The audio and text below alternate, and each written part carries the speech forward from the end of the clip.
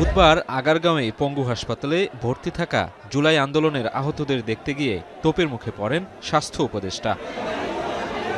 দাবি আদায়ে মধ্যরাত পর্যন্ত সড়ক অবরোধ করে বিক্ষোভ করেন আহতরা। পরে মধ্যরাতে ৫ উপদেষ্টার হস্তক্ষেপে হাসপাতালে ফেরেন বিক্ষোভকারীরা। আশ্বাস দেয়া হয় মন্ত্রণালয়ে সভা করে তাদের সমস্যা সমাধানের। সেই ধারাবাহিকতায় বৃহস্পতিবার জুলাই গণঅভ্যুত্থানে আহত ছাত্র জনতার সঙ্গে বৈঠকে বসেন সরকারের বেশ কয়েকজন উপদেষ্টা। তবে দুপুর ২টায় আহতদের সাথে বৈঠক শুরুর কথা থাকলেও সমন্বয়হীনতার কারণে তা বিলম্ব হয়। পরে বিকেল ৪:৩০টার দিকে শুরু হয় দুই পক্ষের আলোচনা। এ সময় আহতদের পক্ষ থেকে কে নেতৃত্ব দিবে তা নিয়েও তৈরি হয় দ্বিধাদ্বন্দ্ব। আলোচনায় অংশ নিয়ে শতাধিক আহত ছাত্র জনতা তুলে ধরেন বিভিন্ন দাবি দেওয়া। জনাকীর্ণ বৈঠক শেষে দ্রুততম সময়ের মধ্যে আহতদের সব ধরনের সহায়তার আশ্বাস দেন তথ্য উপদেষ্টা নাহিদ ইসলাম। বলেন, জুলাই অভ্যুত্থানে আহতদের সেবা দেওয়ার ক্ষেত্রে গাফিলতি বরদাস্ত করা হবে না। আন্দোলনে আহত ও শহীদদের সর্বোচ্চ সম্মান দেখানোরও আহ্বান জানান তিনি।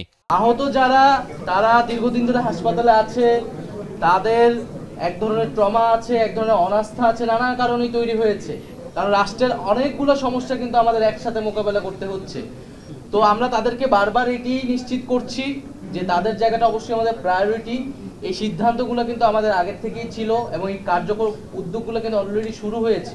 এ সময় প্রধান উপদেষ্টার বিশেষ সহকারী ডাক্তার সাইদুর রহমান বলেন, শিগগিরই আহতদের জন্য একটি সাপোর্ট সেন্টার করার পাশাপাশি সারা দেশের সব সরকারি হাসপাতালে ডেডিকেটেড বেডের ব্যবস্থা করা হবে। স্বাস্থ্য পরিবার কল্যাণ মন্ত্রণালয়ের পক্ষ থেকে চিকিৎসার ক্ষেত্রে সরকারি হাসপাতাল, এমনকি যে সকল বেসরকারি হাসপাতালে বিশেষ সেবা আছে সেগুলোকে অন্তর্ভুক্ত করে এই অভ্যুত্থানের সকল আহত যোদ্ধার সর্বোত্তম চিকিৎসা সেবা নিশ্চিত করা হবে।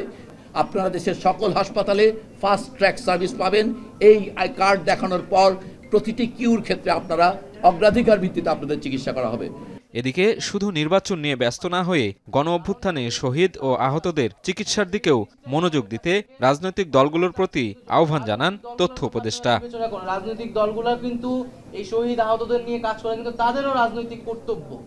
সাজিদ আরাফাত, এখন, ঢাকা।